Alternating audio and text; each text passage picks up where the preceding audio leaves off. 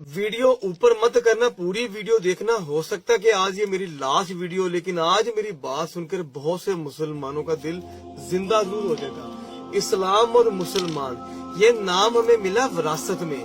इस नाम को हासिल करने के लिए हमने कोई कुर्बानी नहीं दी, इसलिए हमें इस नाम की कदर नहीं है।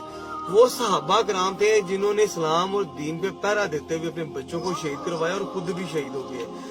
इस दीन इस्लाम की हिफाजत करते हुए वो वाकया करबला सुनकर आप लोग अपने कान कैसे बंद कर सकते हैं? क्या हम लोग मुसलमान कहलाने के हकदार हैं? आज पूरी दुनिया में सर उठा के चल रहे हैं सिर्फ और सिर्फ उन शहादतों की वजह से। पूरी दुनिया के अंदर नौज बिल्ला जो नबूवत के दावे किए जा रहे हैं, किसी ने भी इस पे आवाज उठाने की जुर्रत की है? जुर्रत तो छोड़े, क्या किसी ने अपनी आईडी पे लिखा है ताजदार खत्म नबूवत जिंदाबाद? ये वीडियो आगे शेयर करें ताकि सब। अजामू एक गरीब शख्स का इकलौता बेटा था। 17 साल की उम्र में कत्ल का इल्जाम लगा और उसे उम्र कैद की सजा सुना दी गई। 40 साल जेल में काटने के बाद एक दिन अदालत ने उसे ये कहते हुए बाइज्जत बरी कर दिया कि ये तो बेगुनाह है। कमरा अदालत में बैठे हुए अजामू के सामने जज साहब ने खाली वर्का रखा और कहा कि इन 40 साल के बदले में इस पर जितनी चाहे रकम लिख लो, रियासत तुम्हें फौरी अदा करने की पाबंद है। जानते हैं अजामू ने उस पर क्या लिखा?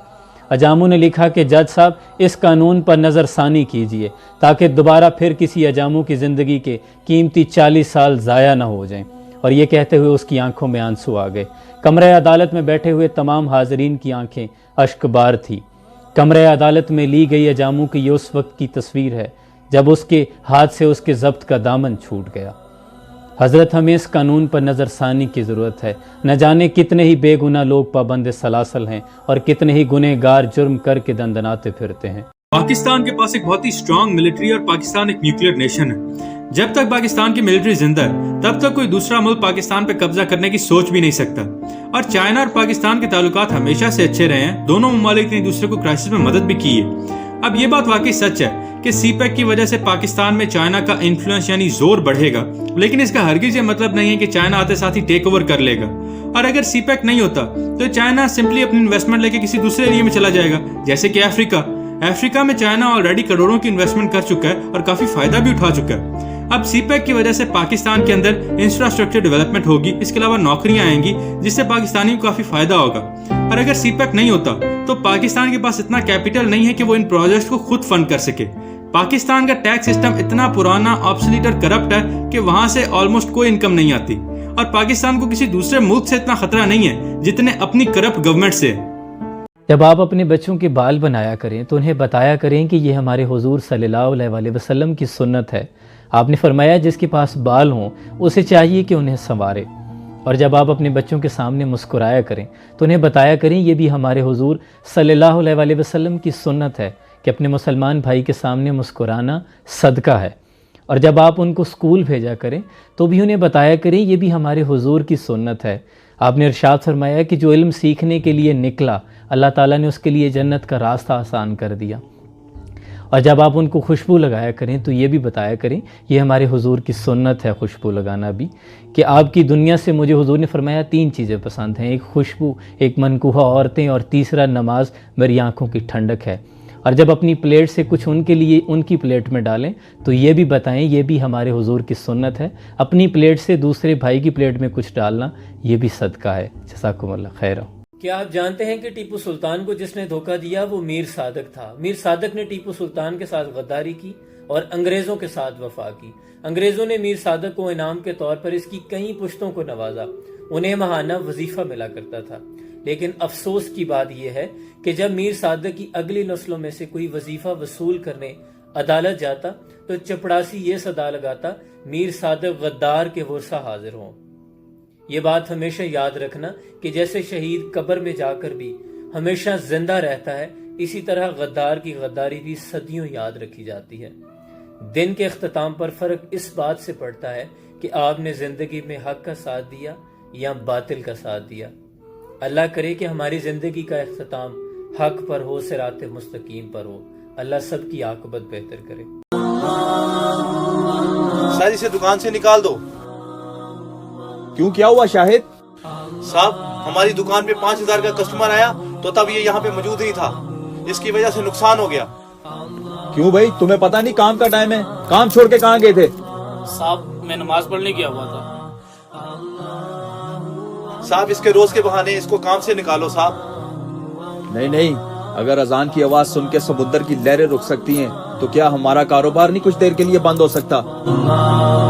As I look to nature's beauty, dazzled am I.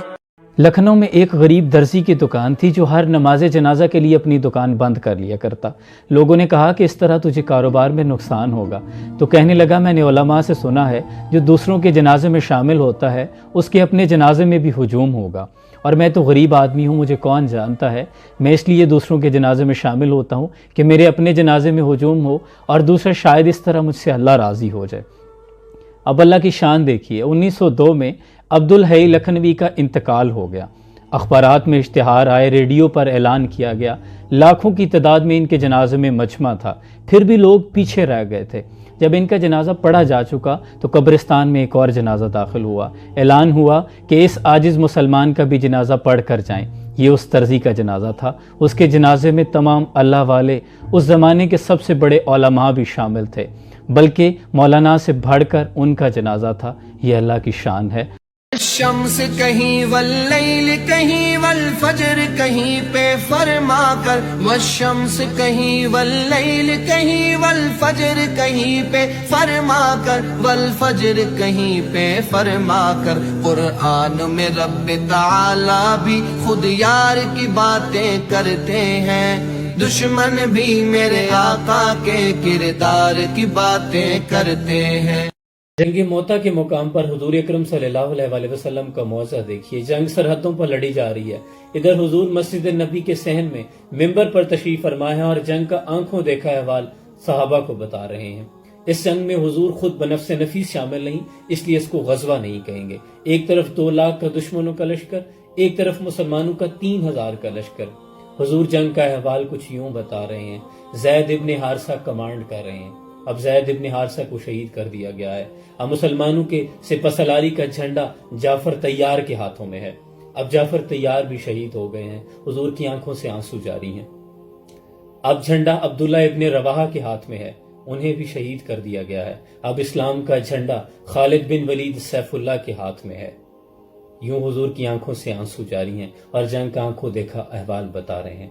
हाजिर व नाजिर व नूर व बशर गैब को छोड़, शुक्र कर लो तेरे ऐबों को छुपाए हुए हैं। सफर पर निकले हो तो पानी उस जगह से पीना जहां से घोड़ा पानी पीता हो, क्योंकि नस्ली घोड़ा कभी भी नापाक पानी को मुंह नहीं लगाता।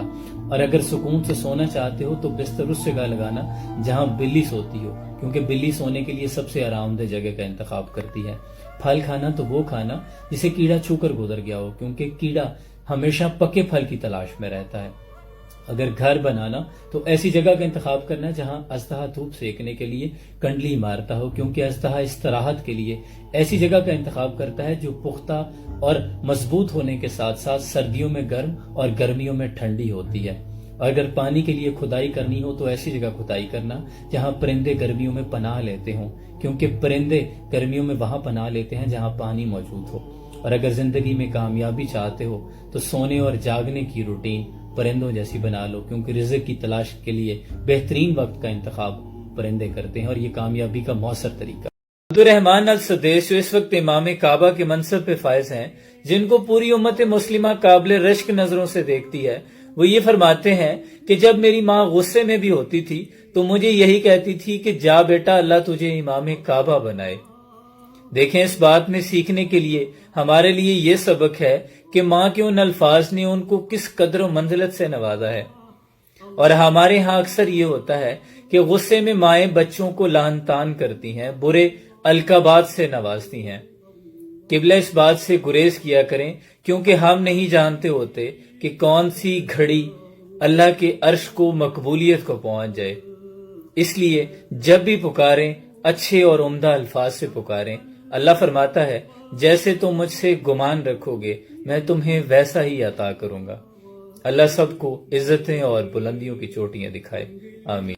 यूनानी कहते हैं कि औरत सांप से ज्यादा खतरनाक है। सुकरात का कहना था कि औरत इस दुनिया में फितना और फसाद की सबसे बड़ी वजह है। मोना ब्यूटीकर कहता है कि औरत उस बिच्छू की मानित है जो हर वक्त डंग मारने पर तुला रहता है। यूहन्ना कहता है कि औरत शर की बेटी है और इस्लामी तालीमात की दुश्मन है। रोमन कैथोलिक फिरके के मुताबिक औरत उनके मुकद्दस कलामात को छू नहीं सकती और मुकद्दस मकामात पर जा नहीं सकती। ईसाइयों की सबसे बड़ी हुकूमत रोमतुल कुबरा में औरतों के साथ लौंडियों से बदतर सलूक किया जाता था। दुनिया की सबसे बहादुर खतून जॉन ऑफ आर्क को जिंदा जला दिया गया था।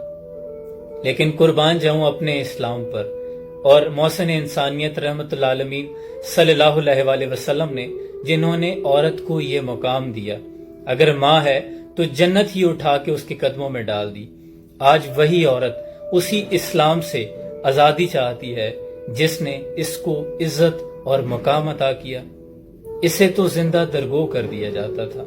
ये सीखने साबरीन सवाल नहीं करते, शाकरीन मुसीबत को लुत्फ व करम समझते हैं, आबदीन सर नहीं उठाते, खाशियीन जो सिर्फ अल्लाह से डरते हैं, मुत्तकीन बुराई से खुद को रोकते हैं, सालेहीन नेकी करके दरिया में डाल देते हैं, कानितीन किनायत करने वाले जो मिल जाए काफ़ी होता है, साजिदीन बातिल के सामने सर नहीं झुकाते, उशाक सब कुछ वार देते हैं जो आशिक होते हैं, और मोमिनीन जो इन तमाम सिफात के हामिल होते हैं। सुभान अल्लाह, वो कामिल मोमिनीन होते हैं। वो सहर जो कभी फरता है कभी है अमरूज, नहीं मालूम होती है कहाँ से पैदा, वो सहर जिससे लरसता है शबिस्तान वजूद, होती है एक बंदा मोमिन की अज़ां से पैदा।